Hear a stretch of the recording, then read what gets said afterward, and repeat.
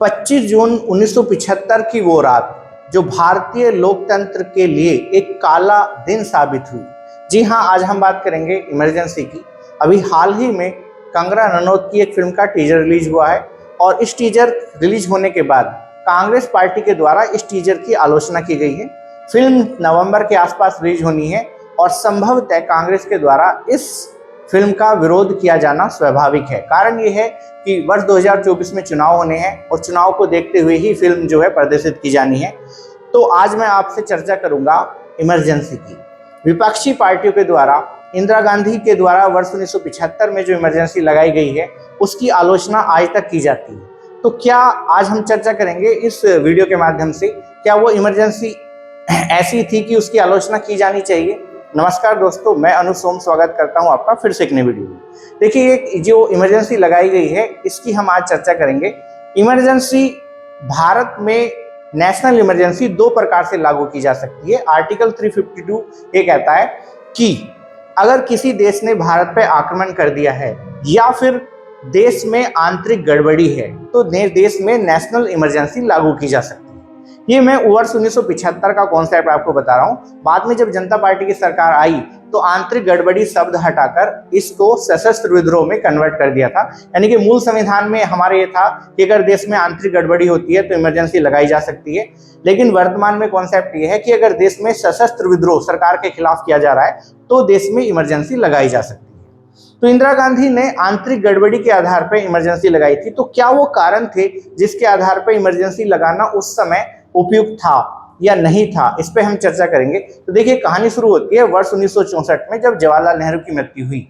तो जवाहरलाल नेहरू की मृत्यु के बाद टेम्परेरी तौर पर गुलजारी लाल नंदा को कार्यवाहक प्रधानमंत्री बनाया गया, लेकिन बाद में लाल बहादुर शास्त्री को नियमित रूप से प्रधानमंत्री बनाया गया। लाल बहादुर शास्त्री ने लगभग 19 माह तक शासन किया, यानी कि वर्ष 1966 के आसपास जनवरी के महीने में ताशकंद समझौते के दौरान लाल बहादुर शास्त्री की मृत्यु हुई। ये भी एक अपना एक अलग अध्याय है। चूंकि मैं आपको नेशनल इमरजेंसी के बारे में बता रहा हूँ तो मेरा फोकस वही है, तो फिलहाल मैं केवल उसी पे फोकस करूंगा। अब लाल बहादुर शास्त्री की मृत्यु हुई तो लाल बहादुर शास्त्री की मृत्यु के बाद फिर संकट समस्या आया कि प्रधानमंत्री किसे बनाया जाए। तो इसके बाद लाल बहादुर शास्त्री के बाद इंदिरा गांधी को प्रधानमंत्री बनाया गया और इंदिरा गांधी जब प्रधानमंत्री बनी तो कुछ लोगों ने उनकी आलोचना भी की। कारण ये था कि भारत की पहली महिला प्रधानमंत्री थी। लेकिन इंदिरा गांधी प्रधानमंत्री के बाद जब प्रधानमंत्री बनी उस समय देश एक विकट स्थिति से भी गुजर रहा था।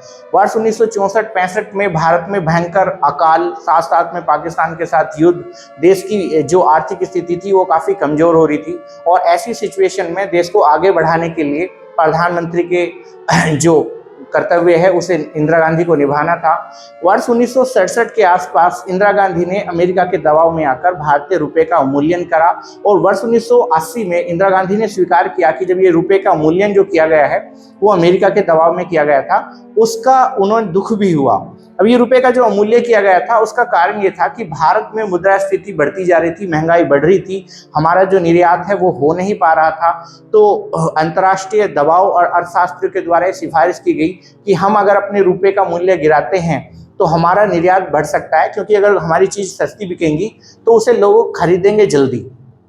इसको आधार बनाकर रुपए का मूल्यन किया गया, लेकिन कोई फायदा नहीं हुआ। खैर, जैसे तैसे करके इंदिरा गांधी ने अपना कार्यभार संभाला, लेकिन इंदिरा गांधी उस समय मेजोरिटी में नहीं थी। कांग्रेस के अंदर भी टूट फूट चल रही थी। कांग्रेस के खुद के लोग भी इंदिरा गांधी के विरोध में थे और वर्ष 1969 में हालत ये हुई कि कांग्रेस में विभाजन हुआ और कांग्रेस दो धड़ों में डिवाइड हुई। एक धड़ा कांग्रेस आर कहलाया जो इंदिरा गांधी के नेतृत्व वाला था और दूसरा जो कांग्रेस का दल था ये कांग्रेस ओ कहलाया। कांग्रेस आर यानी कि कांग्रेस रिक्विजेंडिस्ट पार्टी और दूसरी थी कांग्रेस ओ यानी कि कांग्रेस ऑर्गेनाइजेशन पार्टी। तो ये दो पार्टी उस समय बनी, लेकिन जो इंदिरा गांधी वाली कांग्रेस थी यही आगे मुख्य कांग्रेस के रूप में मुख्य भूमिका निभाई। वर्ष 1971 के जब चुनाव हुआ, हालांकि चुनाव 1972 में होना था, लेकिन इंदिरा गांधी ने एक साल पहले ही लोकसभा को भंग करा दिया और लोकसभा को भंग कराने के बाद उन्होंने जब चुनाव करवाया तो उस चुनाव में इंदिरा गांधी भारी बहुमत से जीत हासिल की। इसके पीछे कारण ये था कि इंदिरा गांधी कुछ डिसीजन लेना चाहती थी, लेकिन चूंकि मैंने अभी आपको बताया कि 69 में जब कांग्रेस विभाजित हो गई थी तो इंदिरा गांधी को खासकर जो वामपंथी पार्टी थी इनके साथ गठबंधन करके अपनी सरकार बनानी पड़ी, और उन्होंने जो डिसीजन लेना चाहा वो गठबंधन सरकार की मजबूरी के कारण वो डिसीजन नहीं ले पा रही थी, जिसके कारण उन्होंने 1 साल पहले ही लोकसभा को भंग करा के दोबारा से चुनाव कराए। और इस चुनाव में इंदिरा गांधी ने जो नारा दिया वो था गरीबी हटाओ। यानी कि चुनाव 1972 में होने थे, लेकिन इंदिरा गांधी ने 1 साल पहले लोकसभा भंग करा के चुनाव कराए, और इन चुनाव में इंदिरा गांधी का जो मुख्य मुद्दा था वो था क्या, गरीबी हटाओ का नारा। साथ ही साथ इंदिरा गांधी ने समाज का जो निचला तबका था उसे खुश करने के लिए बहुत सारी योजना प्रस्तुत की।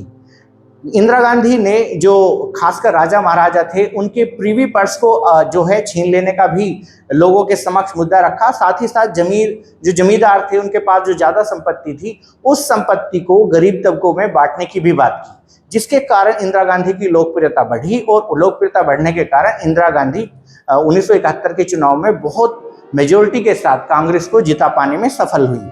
उस समय 518 सीटों पे चुनाव हुआ था लोकसभा का, और इन 518 सीटों पे से इंदिरा गांधी ने 352 सीटों पे जीत हासिल की थी।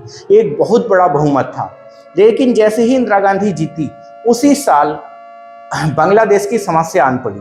बांग्लादेश के लगभग 1 करोड़ लोग अपनी सरकार से नाखुश होकर, यानी कि पाकिस्तान की समस्या से ग्रस्त बांग्लादेश के जो निवासी थे ये भारत में जो है इन्होंने शरण ली। देखिए ये भी बहुत बड़ा मुद्दा है और वीडियो बहुत ज़्यादा लंबी हो जाएगी, इस वजह से मैं केवल संक्षिप्त में आपको बता दूं। जिस समय भारत आज़ाद हुआ था तो 2 पाकिस्तान बने थे, एक पश्चिमी पाकिस्तान जिसे आज वर्तमान में पाकिस्तान कहा जाता है, और एक पूर्वी पाकिस्तान जिसे मैंने अभी बांग्लादेश का नाम लिया है। तो पूर्वी पाकिस्तान में क्या हुआ, पूर्वी पाकिस्तान में जब चुनाव हुए दोनों पाकिस्तानों में, तो पूर्वी पाकिस्तान में जो पार्टी थी उस पार्टी ने चुनाव जीत लिया, और चुनाव जीतने के बाद वो नेशनल असेंबली में उसने अपना बहुमत हासिल कर लिया। लेकिन इस समय पाकिस्तान में जनरल अयूब खान ने इस पार्टी को मान्यता नहीं दी। चूंकि पार्टी को मान्यता नहीं दी तो इन लोगों ने पाकिस्तान के खिलाफ आंदोलन चलाया, और लगभग जैसे ही आंदोलन शुरू हुआ तो 1 करोड़ लोग भारत में शरणार्थी के रूप में आए। कारण यह था कि पश्चिमी पाकिस्तान के लोगों ने पूर्वी पाकिस्तान यानी कि बांग्लादेश पे अत्याचार करना शुरू किया। इन अत्याचारों के कारण 1 करोड़ लोग भारत में शरण के लिए मजबूर हुए। इंदिरा गांधी ने इन लोगों को शरण दी, और इसके बाद भारत और पाकिस्तान का युद्ध हुआ, और पाकिस्तान को भारत ने बुरी तरीके से परास्त किया। लगभग 93,000 पाकिस्तानी सेना को भारतीय सेना के सामने और बांग्लादेश की मुक्ति सेना के सामने सरेंडर करना पड़ा। अब इसके बाद इंदिरा गांधी की जो लोकप्रियता थी वो चरम पे हुई। इंदिरा गांधी के द्वारा सत्ता प्राप्त करना, मैंने अभी आपको बताया जो नारे खासकर समाज के निचले तबकों को खुश करने के दिए गए थे, और साथ ही साथ भारत पाकिस्तान के युद्ध में एक बहुत बड़ी जीत इंदिरा गांधी ने हासिल की थी, तो उनकी लोकप्रियता चरम पे थी। लेकिन धीरे धीरे जैसे जैसे शासन आगे शुरू हुआ, वर्ष 1972 और 73 का वर्ष आया। वर्ष 1972 और 73 में मानसून असफल रहा।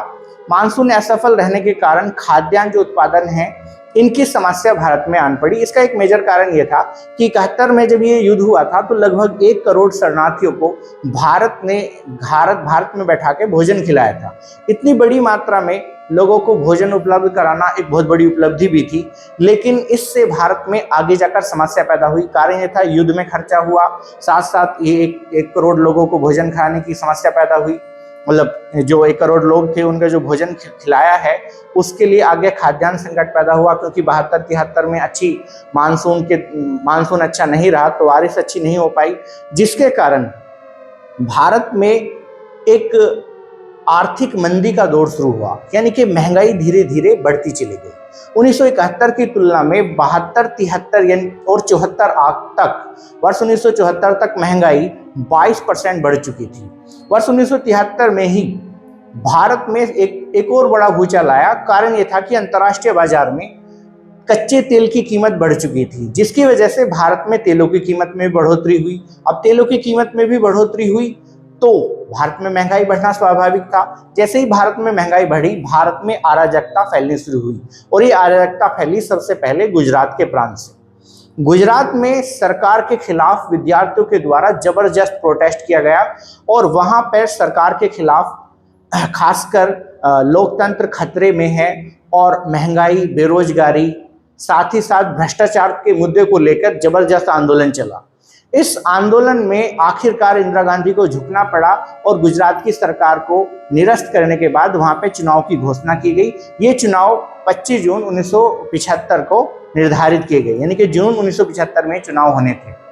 इसके बाद ये जो संक्रमण है गुजरात वाला, ये संक्रमण गुजरात से निकलकर बिहार में आया।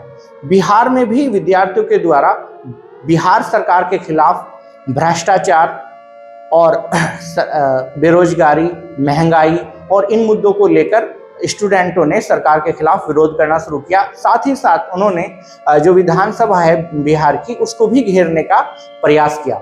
इस विधानसभा को घेरने के प्रयास में पुलिस और विद्यार्थियों के बीच में मुठभेड़ हुई, जिसमें बहुत सारे पुलिसकर्मी भी और बहुत सारे विद्यार्थी भी इस घटना में घायल हुए और कुछ मारे भी गए। अब ये आंदोलन धीरे धीरे बढ़ता चला गया, तो विद्यार्थियों ने इस आंदोलन की बागडोर जयप्रकाश नारायण को सौंपी। जयप्रकाश नारायण वर्ष 1942 के भारत छोड़ो आंदोलन में मुख्य भूमिका निभा चुके थे।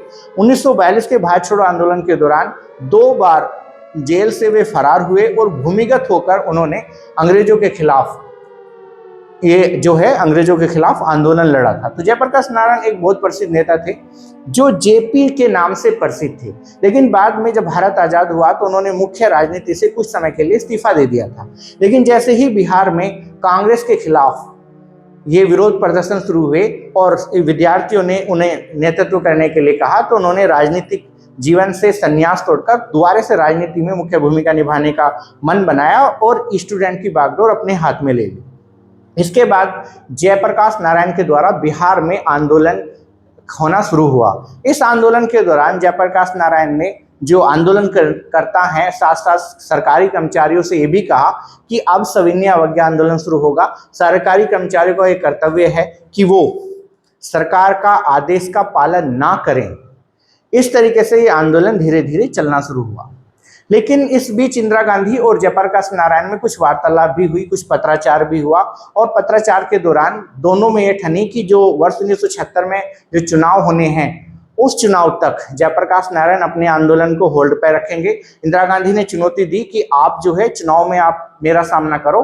उस चुनौती को जयप्रकाश नारायण ने लगभग स्वीकार ही कर लिया था कि 12 जून 1975 को एक घटना घटित हुई और ये घटना थी इलाहाबाद हाई कोर्ट का एक डिसीजन।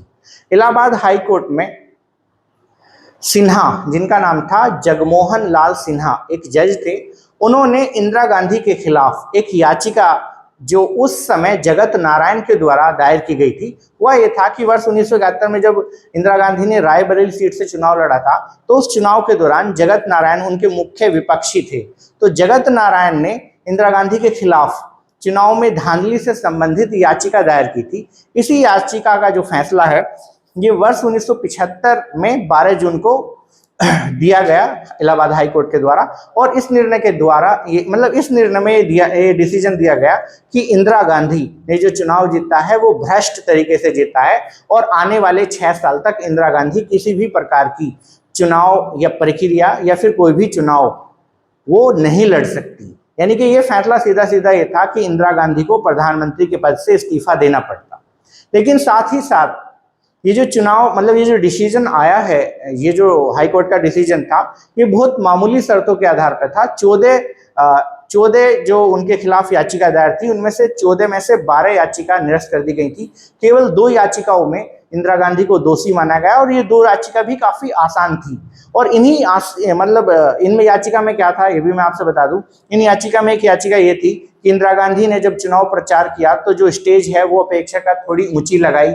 और दूसरा ये था कि इंदिरा गांधी के जो चुनाव प्रचारक थे वे सरकार के कर्मचारी थे और उन्होंने सरकार के कर्मचारी पद से इस्तीफा दिए बिना सरकार जो है चुनाव प्रचार किया था। जबकि इस तरीके से जो कार्य होते हैं ये गैर संवैधानिक माने जाते हैं। इसी को आधार बनाकर हाई कोर्ट ने डिसीजन दिया जिसके तहत इंदिरा गांधी आने वाले 6 वर्षों तक चुनाव नहीं लड़ सकती थी। अब इस डिसीजन को इंदिरा गांधी ने एससी यानी कि सुप्रीम कोर्ट में क्या दी, अपील की। और इस अपील के लिए 24 जून को एक फैसला आया। जज ने कहा कि इंदिरा गांधी अपने पद से इस्तीफा तो उनकी इच्छा है वो दें या ना दें, वो अपने पद पर बनी रह सकती हैं, लेकिन वे लोकसभा में कोई भी वोटिंग नहीं कर सकती। अब ये जैसे ही फैसले आए, साथ ही साथ 13 जून को गुजरात, मैंने अभी आपको बताया था कि गुजरात में जो चुनाव हुए हैं उन चुनाव का नतीजा भी इंदिरा गांधी के विपरीत आया। गुजरात चुनाव में हारने के बाद, साथ ही साथ इलाहाबाद हाईकोर्ट के निर्णय के बाद, जैसे ही विपक्षी दल को ये पता चला कि इंदिरा गांधी जो चुनाव 1971 का जीती हैं वो गलत तरीके से जीती हैं, तो विपक्षी दल तुरंत हावी हो गया और जयप्रकाश नारायण ने दोबारा से इंदिरा गांधी पे दबाव डाला कि वे जल्द से जल्द अपने पद से इस्तीफा दें। इंदिरा गांधी ने इस्तीफा देने के लिए मना कर दिया और एससी में यानी कि सुप्रीम कोर्ट में उन्होंने याचिका दायर की, जिसका डिसीजन 14 जुलाई को आना था। लेकिन 25 जून को ही जयप्रकाश नारायण ने दिल्ली में इंदिरा गांधी के खिलाफ एक विशाल रैली का आयोजन किया।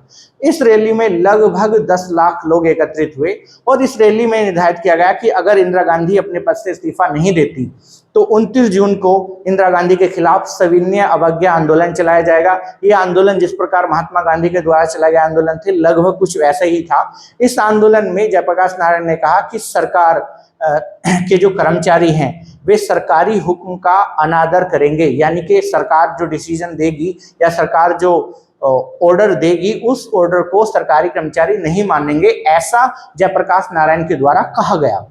इसी को आधार मानकर इंदिरा गांधी ने 25 जून 1975 की अर्धरात्रि को बिना मंत्रिमंडल की सिफारिश के डॉक्टर फखरुद्दीन अली अहमद, जो उस समय तत्कालीन राष्ट्रपति थे, उनके द्वारा देश में नेशनल इमरजेंसी की घोषणा की। और इमरजेंसी की घोषणा रात को 25 जून को लागू, मतलब इमरजेंसी जो है 25 जून को घोषित कर दी गई थी, जबकि इसकी सार्वजनिक घोषणा 26 जून को की गई है। इंदिरा गांधी ने अगले दिन सुबह 26 तारीख को अपने मंत्रिमंडल की बैठक बुलाई। उस मंत्रिमंडल की बैठक में कहा कि अर्धरात्रि से यानी कि 25 तारीख से की रात्रि से ही देश में इमरजेंसी लागू हो चुकी है। और इसके बाद उन्होंने रेडियो के द्वारा जनता को संबोधित किया कि भारत में इमरजेंसी लागू हो चुकी है। जैसे ही देश में इमरजेंसी लागू हुई, विपक्षी दल के जितने भी नेता थे सबको गिरफ्तार कर लिया गया, जिसमें जयप्रकाश नारायण, जो कांग्रेस के उस समय के मुख्य जो विपक्ष में नेता थे, उनको गिरफ्तार कर लिया गया। जयप्रकाश नारायण इन दिनों बीमार भी थे, वे शुगर की समस्या से पीड़ित भी थे, तो जयप्रकाश नारायण को गिरफ्तार किया गया। साथ ही विपक्षी दल में जनसंघ के अटल बिहारी वाजपेयी और उस समय के जो भी कांग्रेस के विपक्षी दल के नेता थे, जगजीवन राम हो या फिर देसाई हो, मोरारजी देसाई जो आगे चलकर भारत के गैर कांग्रेसी प्रधानमंत्री भी बने थे, ये सब नेता जेल में भर दिए गए। लगभग 1 लाख नेताओं की या फिर 1 लाख लोगों की जो है जेल में क्या हुई, भर्ती हुई। एक तरीके से उनको जेल में जबरदस्ती ठूस दिया गया।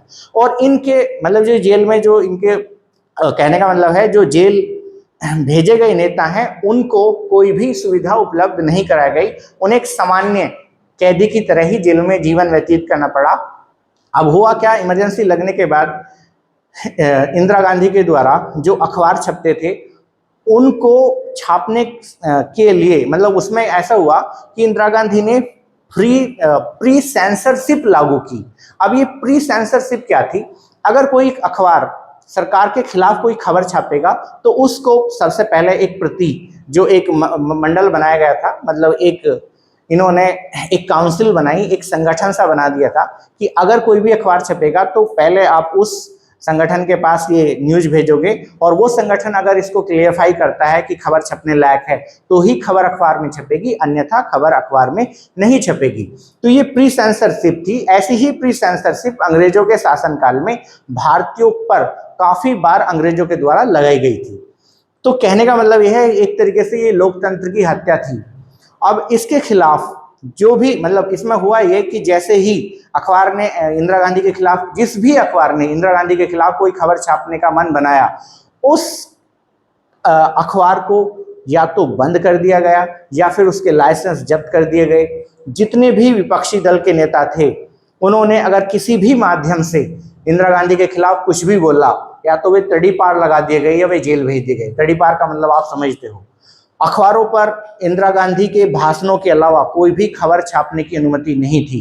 ये एक तरीके से लोकतंत्र की हत्या थी, जिसका विपक्षी दलों ने बहुत ज्यादा विरोध किया। लेकिन विपक्षी दल को, सारे के सारे विपक्षी दल को इंदिरा गांधी ने जेल में अंदर कर दिया। इंदिरा गांधी ने इसके बाद 20 सूत्री कार्यक्रम लागू किया और 20 सूत्री कार्यक्रम का उद्देश्य ये था कि जो जनसाधारण है, खासकर समाज का निचला तबका, उसके लिए मकान बनाना, उसकी आर्थिक हालत सुधारना, रोजगार पैदा करना, इस तरीके से कुछ आंदोलन जो है ये चलाया जाना था 20 सूत्री कार्यक्रम के तहत। लेकिन इंदिरा गांधी का 20 सूत्री कार्यक्रम से ज्यादा प्रसिद्ध संजय गांधी का 5 सूत्री कार्यक्रम हुआ। संजय गांधी इंदिरा गांधी के छोटे बेटे थे। इंदिरा गांधी के 2 पुत्र थे, एक राजीव गांधी जो एक पायलट थे और ये पायलट उड़ाते थे। इन्हें राजनीति से उस समय कोई लेना देना नहीं था, लेकिन संजय गांधी राजनीति में बहुत ज्यादा इंटरेस्ट रखने वाले थे और जैसे ही देश में इमरजेंसी लगी तो इमरजेंसी के दौरान संजय गांधी ने अपना 5 सूत्री कार्यक्रम लागू किया। हालांकि ये 5 सूत्री कार्यक्रम काफी अच्छा था, लेकिन जिस हिसाब से कार्यक्रम लागू किया गया है उसकी आलोचना होती है। और कार्यक्रम क्या था? पहला जो योजना थी 5 सूत्री में, पहला था परिवार नियोजन को अपनाना, दूसरा था वृक्षारोपण, तीसरा था आपका जनसंख्या नियंत्रण, चौथा झुग्गी झोंपड़ी को हटाना और 5वां शिक्षा में एक नए आयाम प्रस्तुत करना, यानी कि शिक्षा को बढ़ावा देना। प्रोग्राम इनका काफी अच्छा था, लेकिन परिवार नियोजन यानी कि देश में बढ़ती हुई जनसंख्या से संजय गांधी बहुत ज्यादा चिंतित थे। इसके लिए उन्होंने नसबंदी प्रोग्राम की शुरुआत की और ये नसबंदी प्रोग्राम बहुत जबरदस्त तरीके से लागू किया गया। इस नसबंदी प्रोग्राम के लिए संजय गांधी ने राज्यों के मुख्यमंत्री को बुलाया और उनसे कहा कि जो भी सबसे ज्यादा अपने राज्य में नसबंदी करेगा उसको पुरस्कार दिया जाएगा। जितने भी सार्वजनिक अस्पताल थे या जो सार्वजनिक समुदाय केंद्र थे, उनके डॉक्टरों को भी ये कहा गया कि अगर आप अपने क्षेत्र में ज्यादा से ज्यादा नसबंदी करोगे तो आपका प्रमोशन कर दिया जाएगा। अब इस तरीके से जैसे ही ये प्रोग्राम की शुरुआत हुई तो संजय गांधी ने इसके लिए क्राइटेरिया रख दिया कि आप अगर इतने बंदों का नसबंदी करोगे तो आपका प्रमोशन कर दिया जाएगा, जिसकी वजह से कुछ लोगों ने बच्चे और बूढ़ों तक की भी नसबंदी कर दी। इसमें समाज के लोग बहुत ज्यादा आतंकित हुए, बहुत सारे लोग अपना घर छोड़ कर भी भाग गए।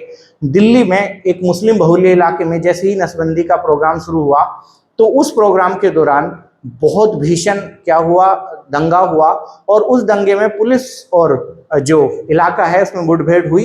एक अनुमान के मुताबिक लगभग 200 से 1200 व्यक्ति मारे गए। चूंकि अखबार को कोई भी सरकार के खिलाफ खबर छापने की अनुमति नहीं थी तो ये खबर उस समय प्रकाशित नहीं हो पाई, लेकिन बाद में स्थानीय लोगों के द्वारा इस प्रकार की जानकारी दी गई। अब ये जो आंदोलन जो चलाया गया था नसबंदी का, ये पूरे भारत में जब लागू होना शुरू हुआ तो लोग अपने घर को छोड़कर भाग गए। शिक्षकों को भी कहा गया कि आप भी अपने क्षेत्र में जितने भी आपके क्षेत्र में ग्रामीण हैं उनको आप जबरदस्ती क्या करो, नसबंदी करो। शिक्षकों का प्रमोशन किया गया। जिन्होंने ये नसबंदी का कार्यक्रम स्वीकार नहीं किया या मना करा जिन्होंने, उनको सरकारी नौकरी से इस्तीफा दे दिया गया, मतलब उन्हें सरकारी नौकरी से हटा दिया गया। तो इसकी आलोचना बहुत पैमाने पर हुई।